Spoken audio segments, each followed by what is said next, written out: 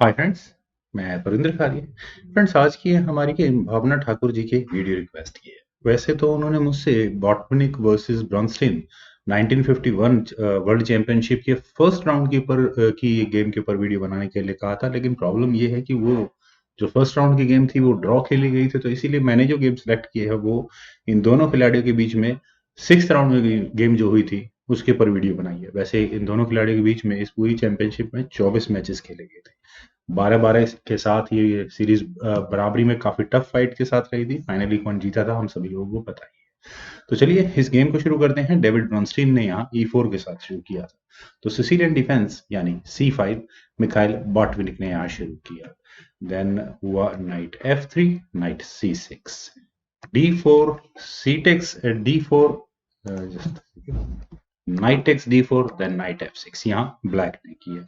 Night C3, then D6, bishop G5, night पर चलिए कोई नहीं, A6 यहाँ पहले ब्लैक ने किया। देन क्वीन गई D2 स्क्वायर पर, H6 बिशप पर अटैक, बिशप टेक्स F6, और वैसे क्वीन टेक्स F6 हो सकता था, लेकिन यहाँ G टेक्स F6 बॉटविनिक ने किया। Castle bye white, then A6, F4, तो किंग गया B1, sorry bishop D7, king B1 square पर, then bishop E7, bishop E2, knight takes D4, queen takes D4, then queen गई A5 स्क्वायर पर, rook at H goes to F1, then H5, rook F3, तो queen गई C5 square पर, asking for queen exchange. लेकिन अभी यहाँ ब्रॉन्स्टीन ने queen exchange न करके अपनी क्वीन को D2 स्क्वायर पर प्लेस किया। देन बिशप C6, रुक E3।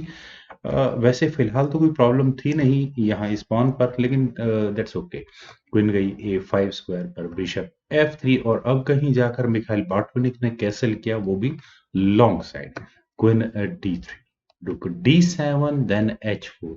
अगर मैं इन दोनों खिलाड़ियों की गेम कॉम्पोजिशन की बात करूं तो दोनों ही काफी कॉम्प्लिकेटेड पोजीशंस में खेल रहे हैं, एक दूसरे की टेरिटरी में एंटर नहीं कर पा रहे हैं। मैं इन सिंपल वर्ड्स में ये बात कह सकता हूँ। किंग B8 यहाँ ब्लैक ने किया, then A3, then bishop D3 square पर, और अब यहाँ इस बिशप की अगली डेस्टिनेशन क्या हो सकती है, माइट भी पोटेंशियल आउटपोस्ट तो नजर आ ही रही है। किंग गया A2 स्क्वायर पर, तो हुआ क्वीन C5, रुक E2, देन A5, तो A4 यहाँ वाइट ने की, बिशप B6। और कहीं ना कहीं कह सकते हैं कि यहाँ इस प्रॉब्लम हो सकती है इस क्वीन के साथ। वैसे कोई ज्यादा खास प्रॉब्लम नहीं, क्योंकि ए पॉन आगे पुश हो चुका है। वेल देखते हैं। B3 यहाँ वाइट ने किया, देन रुक C8, और रुक के C8 स्क्वायर पर आने के बाद कोई इमीडिएट थ्रेट नहीं है एटलीस्ट इस नाइट पर। कहीं भी ये बिशप हटेगा तो उससे कोई फर्क पड़ेगा नहीं। वैसे क्वीन गई C4 स्क्वायर पर, आस्किंग फॉर क्वीन एक्सचेंज, और यहाँ बॉटनिक ने क्वीन एक्सचेंज की। Queen takes C4, B takes C4, then rook H8 square पर अपने इस H5 पॉइंट पर दोबारा डिफेंस किया। King B3, then rook at D goes to D8, rook D3, then bishop G1। और फ्रेंड्स, अभी तक की ये गेम लगभग काफी सिंपल रही थी, लेकिन अब गेम में कॉम्प्लिकेशन और ज्यादा बढ़ती चली जाएगी। व्हाइट ने यहाँ अपने रुक को D2 स्क्वायर पर प्लेस किया, देन किंग गया C7 स्क्वायर पर, और अब क्या यहाँ व्हाइट को वापस अपने रुक को D1 स्क्वायर पर नहीं ले चले जाना चाहिए था।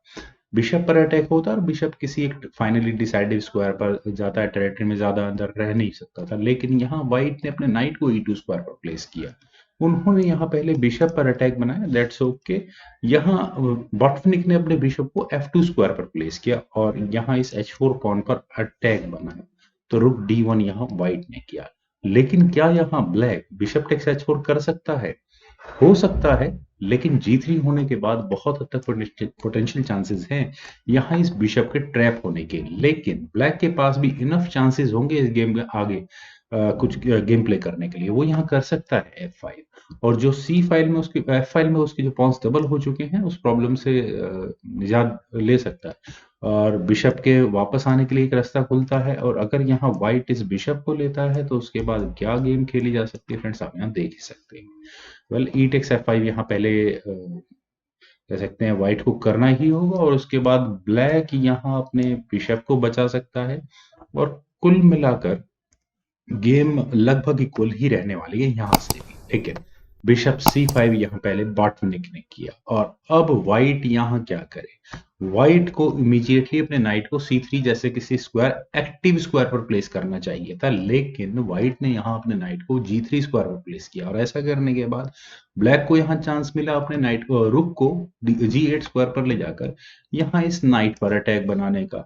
तो नाइट वापस E2 स्क्वायर पर लेकर जाना ही पड़ा, देन रुक गया H7 स्क्वायर पर। और आखिर बॉटनिक के क्या प्लान्स है, मुझे लगता नहीं कि जी फाइल में बहुत कुछ फ्रूटफुल मिलने वाला है ब्लैक को। पहले हुआ F5 और अब ये गेम किस तरह से आगे बढ़े। खैर वैसे तो E5 यहाँ किया था, लेकिन क्या यहाँ किंग को सेंट्रलाइज करने की ऑप्शन की नहीं देखना चाहिए था। जस्ट में एक इमेजिनरी मूव है मेरा, क्योंकि नाइट का ऑब्वियस मूव है यहाँ, ये नाइट फर्दर आगे जाकर एक एग्रेसिव आउटपोस्ट को देख रहे आ सकता है वहां पर। तो किंग E7 स्क्वायर पर ही जाएगा और किंग सेंट्रलाइज होने की कोशिश यहाँ कर सकता है। नाइट टेक C6 होगा, B take C6, then king A2 square पर यहाँ ब्लैक व्हाइट कर सकता है। लेकिन चलिए वही देखते हैं जो गेम में हुआ था। यहाँ हुआ था E5, that's also okay. Then knight गया C3 स्क्वायर पर, और इस नाइट के लिए बहुत अच्छी डेस्टिनेशन फ्रेंड्स आपको देख ही सकते हैं, D5 या B5 स्क्वायर के रूप में मिल सकती है। Bishop D4, then B5 check बिल्कुल भी बुरी ऑप्शन नहीं थी। यहां ब्लैक को करना ही पड़ता bishop takes B5, C takes B5 and further ये गेम आगे बढ़ सकती थी, what ever it is.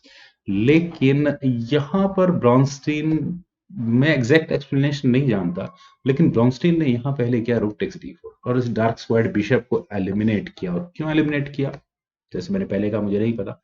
E takes D4, then rook takes D4, और यहाँ अपने रुक को दे करके एक पॉन और एक बिशप यहाँ व्हाइट ने लिया है। और उसके साथ साथ और क्या मिला है, एक सेमी ओपन D5 देखते हैं। Rook at H goes to G7, then knight E2 square पर रुक टेक्स G2। और फ्रेंड्स रुक टेक्स G2, आखिर मिखाइल बाटनिक ने ये क्या काम किया है, bishop takes G2, then rook takes G2। यहाँ इस नाइट पर अटैक है, तो नाइट गया F4 स्क्वायर पर, दोबारा रुक पर अटैक बना, लेकिन रुक G3 check, okay. Then king गया B2 स्क्वायर पर, और उसके बाद रुक गया G4 स्क्वायर पर, यहाँ नाइट पर H4 पॉन पर, और उसके बाद यहाँ इस E4 पॉन पर अटैक बनाया है। Night takes H5, rook takes H4, knight takes F6, king B6 square, then rook takes D6 हुआ, दैट्स ओके। किंग गया C5 स्क्वायर पर, रुक पर अटैक बना। फ्रेंड्स आई थिंक यहाँ इस पॉइंट पर व्हाइट को जरूर अपने रुक को कहीं दूसरी जगह, मतलब D8 या फिर D5 में कहीं लेकर चले जाना चाहिए था। यहां से अगर ये गेम आगे बढ़ती तो क्या होता, bishop takes C4, knight takes E4 with check, rook takes E4, then rook D5 check, king C6 square पर रुक टेक्स A5।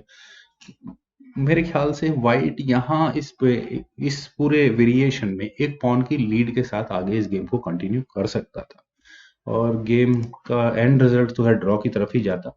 लेकिन यहाँ हुआ था E5, और ऐसा करने के बाद फ्रेंड्स गेम में एक कमी आ चुकी है। रुक गया D4 स्क्वायर पर, आस्किंग फॉर रुक एक्सचेंज, जिसे यहाँ ब्रॉन्स्टीन ने एक्सेप्ट किया। रुक takes D4, Kings takes D4, और माइनर पीस एंड गेम यहाँ स्टार्ट हो चुकी है।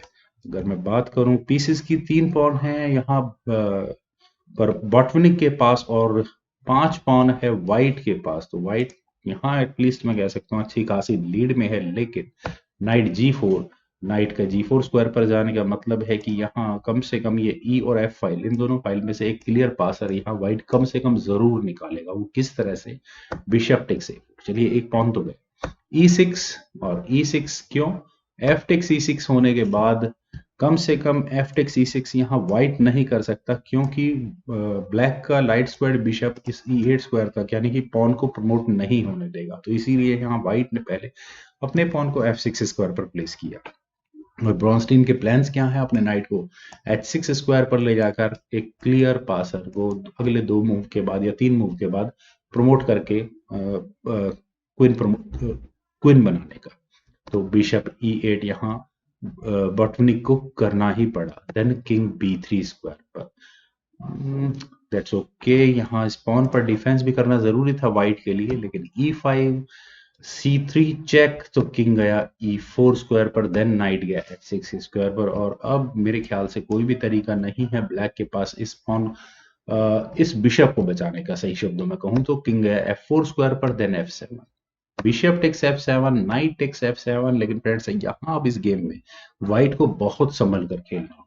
एक छोटी सी भी गलती यहाँ पर बहुत प्रॉब्लम्स क्रिएट कर सकती है व्हाइट या ब्लैक के लिए, क्योंकि यहाँ ये नाइट काफी दूर है। खैर, ब्लैक ने यहाँ पहले अपने इसी पॉन को आगे पुश किया था, देन नाइट गया D8 स्क्वायर पर, और यहाँ पर पॉन पर अटैक है B7 पॉन पर, बट लेकिन कोई फर्क नहीं पड़ता है क्योंकि E3 यहाँ ब्लैक का मूव था। और अब यहाँ से ये गेम किस तरह से आगे बढ़े, मेरे ख्याल से बस हाईएस्ट प्रायोरिटी व्हाइट की यही होनी चाहिए थी कि वो किसी भी तरह से इस ई पॉन को रोके। कम से कम किंग की मूवमेंट से पॉन नहीं रुकने वाला।